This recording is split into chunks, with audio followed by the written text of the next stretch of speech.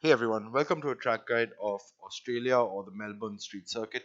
I know a lot of people do not know that this is a street circuit given the nature of the track, but with a combination of very, very high speed corners, it's a very enjoyable circuit to drive, even though the lack of heavy braking points make it a slightly boring track in race trim where you don't see too much overtaking, and dirty air does make it take an effect all through all around the track, perhaps except for sector 3.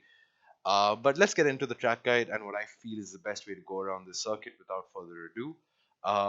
You guys may have a different opinion as to what your favorite lines are, but this is just my take on it. Right.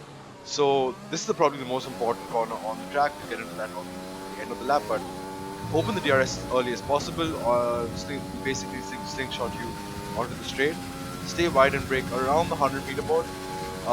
You can take the curb on the inside. I prefer to stay in fifth to reduce wheel spin, but some of you can use fourth for the extra turn in and the extra bite of the differential. Stay very, very wide for turn 3. Take a late apex. Feather the throttle in third gear, and then after turn 4, it's just a straight. Turn 5 is the king, so it's pretty much a straight down. Turn 6, which is a fast right-hander. Take some of the curb on the inside. I probably cut it a bit too much, but stay a little wider of that. For turn 7, um, again you have to use you stay as wide as possible, miss the inside curb, and use the curb on the left for acceleration. Um, do not sort of accelerate too early on the curb because that can cause you to spin out and lose some time. Turn 9 and 10 are the two most exciting uh, turns on the circuit, and you see a lot of people spin out on the exit of turn 10, but it's a beautiful corner. Turn 11, you can clip the inside curb, let the car drift wide, and the next corner downshift and use the differential to rotate the car up to turn 12 over here. And finally, kiss the curb if you can, let the car run wide onto the outside curb, and there you have it. That's a lap of Australia. Forgive the corner numbers, I may not have gotten them right, but in terms of how I approach each corner, I hope this video helps you to understand and approach Australia in a much more organized way, and probably help you gain a few tenths around each and every sector.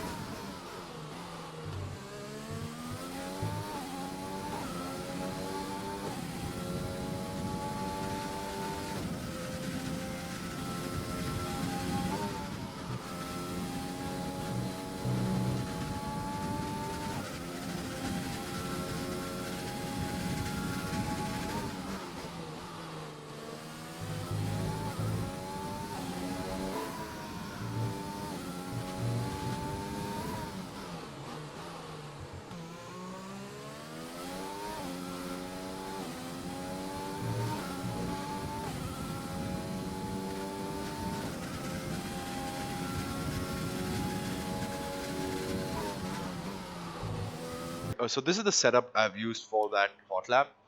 Fuel load obviously is fixed in time trial mode, but I'm actually going for a rear wing heavy setup with three wings on the front and 8 on the rear.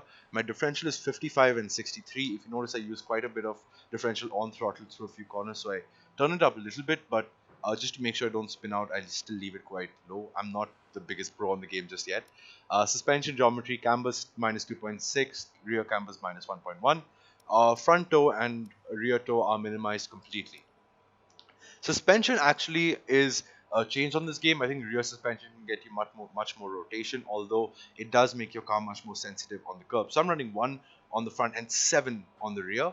Roll bars are 9 and 10 for the front end and rear anti-roll bar. Ride height is 3.4. You can reduce it to 2.4, but you do take some curb off on your front wheels quite often. So I would recommend keeping it at 3.4. Brake pressure is 150, 50 for the maximized rotation. I think most tracks in time trial mode you will find a brake bias of 50, and tire pressures are actually minimized for all of them. So I hope this setup does help you out. Thank you.